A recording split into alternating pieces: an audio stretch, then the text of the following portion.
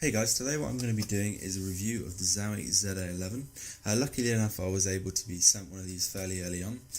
So yeah, I'm just going to talk about the specifications of it, the price, the overall feel, how I feel, the pros and cons for tournament play, and yeah, just give you a general overview that a lot of people haven't already done yet.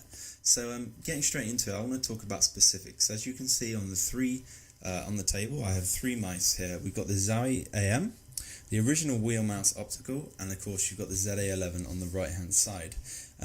The reason I chose these three mice to be compared is because really they were all based on each other. So the wheel mouse optical was one of the very first original professional gaming mice ever released, and the AM was loosely based on that from Spawn when he replicated it, because he used to use the wheel mouse optical and later on the Intelli 1.1. And then obviously you've got the ZA11, which has been based on the Zowie AM. So when we look at specifics of each mouse, you can tell that they were all roughly around the same sort of specifications. And what I mean by that is sort of like the height, the width, and the weight of the mouse. So when you had the Zowie AM, it came in at length of 125mm. You had the width of 60mm, and then you had the height of around 39mm. The wheel mouse optical was the smallest of all of them, and it came in at 124mm. You had the height again of 39mm, but the width was 66.6mm. So what they've done with the Zowie ZA11 is they've tried to sort of combine both those together, and what you've got is you've got 128mm in length, and then from the top of the mouse you have a width of 62mm, and going to the bottom of the mouse you have a width of 67mm, and then obviously the height is 40mm, so 1mm height difference, but most of that is on the back of the Zowie ZA11 to provide for that palm grip use which is advertised. All of the three mice in front of me, they came in at around 90 grams without the cable, so they all roughly weigh the same.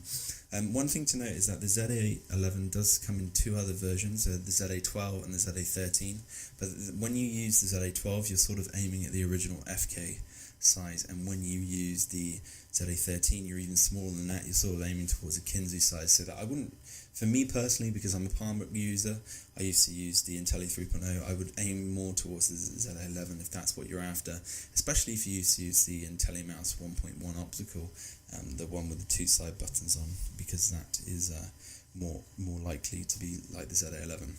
So when you get the ZA11, it will come in a box just like this, just a normal cardboard box, and inside of that box you will have two packages. You'll have your replacement Teflon feet there, a cool little Zowie sticker to go wherever you want, and also you'll have your Zowie ZA manual there. Inside that manual it just comes with a few specifics about the sensor. So you have the Argo 3310 sensor inside the mouse.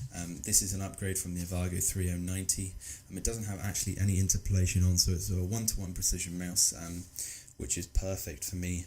And also the DPI steps aren't interpolated, so as you can see it goes 400, 800, 1600 and 3200 DPI, so all the steps you really need. And also inside the manual it talks a little bit about you can change the lift off difference by holding different button combinations when you use the mouse, and also you can change the polling rate from 500 Hz to 125 Hz. So really what that brings me on to talking about the pros and cons of the mouse, and also why I think it's good for tournament play. So now I'm just going to talk about a little bit about why I think this is a good mouse, and a few pros and cons. So talking mainly about the pros first, build quality wise, the Zowie ZA11 is pretty much perfect. In the past, Zowie used to have some manufacturing issues, I believe, where they had a coating issue, and also they had sort of some of the shelves were squeaky, some of the buttons didn't quite click right. But that, we're talking a couple of years ago now. All the recent Zowie mice I've had for about 2 years now have been absolutely perfect, and the coating issue they had on the EC1A has now been resolved. So what I mean by that is that this little matte black finish on the mouse, it used to peel, which was just which was just a problem that happened, but it's now been fixed, so that doesn't occur anymore. Going away from build quality, another reason why I think this is perfect for tournament play is the plug-and-play mouse. What I mean by that is you just plug it in and you're instantly at 1000 Hertz, whereas before, when you used to use the wheel mouse optical, you would only automatically be on 125 Hertz, so that's about 8 millisecond delay of mouse movement rather than 1 millisecond. So especially now you're moving on to Windows 8, it never used to be a problem because you used to be able to overclock the mouse hertz of the wheel mouse optical, but all of the tournaments now are pretty much using Windows 8, moving on to Windows 10, and that's no longer a thing you can do, is overclock the USB. So having 1000 Hertz plug and play also just means that when you get to the tournament, you can plug your mouse straight in and have no drivers to set up. It's 1:1 ratio input, just use raw input, and you can spend all of your time rather than sorting out your gear, warming up. So that's another highly big plus for me when going into tournaments. Another thing is the LED light in the scroll wheel. Something I moaned about on the EC1A was actually the LED light can be quite off-putting when you have to play sometimes in a dark room in tournaments, and also the LED light was fairly dim on the version I had, so it's definitely a plus that it's just a matte solid finish rather than having an LED LED which can break inside there and it look a bit weird. So that's definitely a plus for me. And also, one of the biggest features of the ZA11 is the rim on the side of the mouse. The rim is non-existent on the Zowie AM, and also on the original 1.1 it was not there. So this rim is perfect for low sensitivity users when you want to pick up your mouse to move it across the mouse pad. It's very easy to lift off, which is ideal, which is a great little feature, and it doesn't get in the way of actually having of the grips you can use. So that's a big plus for me on the ZA11. It's something that's been really well thought out by Zowie. And just finally is the mouse feet. As you can see on the bottom, it comes with two big Teflon feet. This is something that in the past on the wheel mouse optical, for example, it never had. It only had four non-Teflon feet, and you used to spend ages trying to cut out Teflon padding to put on the feet. So that's amazing that you also get a replacement, and it just comes with two big mouse feet, which makes it optimum for maximum glide.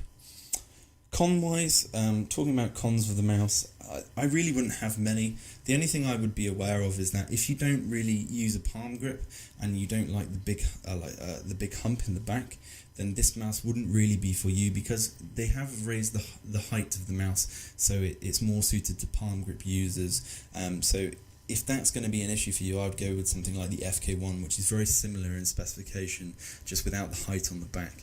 But apart from that, I can't really find a con for me personally.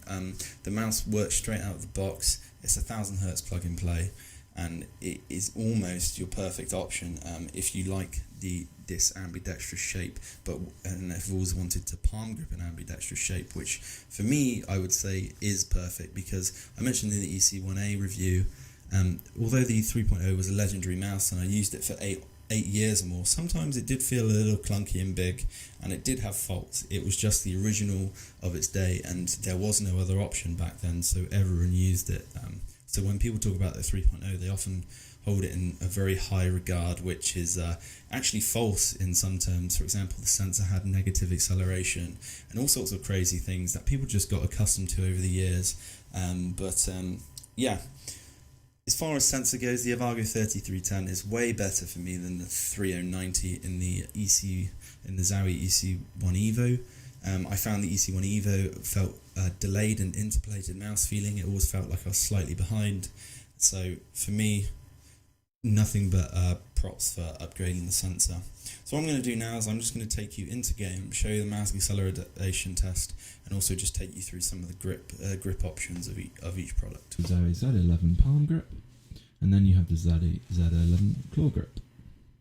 So you have the Microsoft IntelliWheel mouse palm grip and claw grip.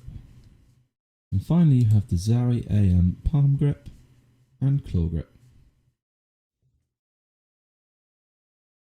As you can see now, guys, I'm in game, and basically what I want to show you is I'm just going to do a very quick test to show that the mouse actually has no acceleration in game.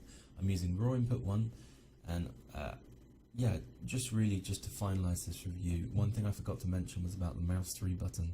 The mouse move button is actually a lot better on the Zowie ZA11 than the EC1A that I had. Whether that's to do with the LED, I'm unsure, but it just feels a lot softer to push, and actually like a button I can use in game now rather than something I'm going to press and break. Like I said, I don't know whether it's to do with the shell I had, or it could be a number of things, but it just felt a lot better on the ZA11 for me. So all we're going to do is we're just going to go to a wall here. We're going to go from one end of the mouse pad to the other, slow and then fast, just to show that it's got no acceleration and it's one mouse movement. So I'm at one end of the mouse pad now, and I'm just going to swipe very slow, very slow, very slow. Boom, shoot, just in mark where I was, and then I'm just going to go again really quick.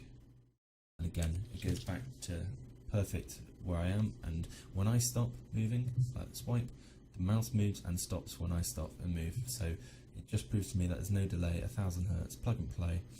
Really just to finalise, like I said, if you're looking for a tournament grade mouse, that's 1000 Hz plug and play. I don't think you can really go wrong with the Zowie products. If you don't like the 3.0 shape, and you're looking for something that's ambidextrous now with a palm grip, and you like the 1.1 previously of Microsoft, then go for the Zowie ZA series. The 11 is more like the 1.1, and the 12 and 13 are also in there for smaller hands, but really, again, for a tournament mouse, you can't go much better than that. So basically, that's all my thoughts on it. What I'm hoping to do is I'm going to be doing another review of a couple of products, hopefully in the future, and I hope to get more sent my way so I can keep you guys updated on this sort of stuff and do a couple of game reviews. And now that my computer is fixed, I hope to have the stream back up. So once again, I thank you for all your support, and I hope to see you soon.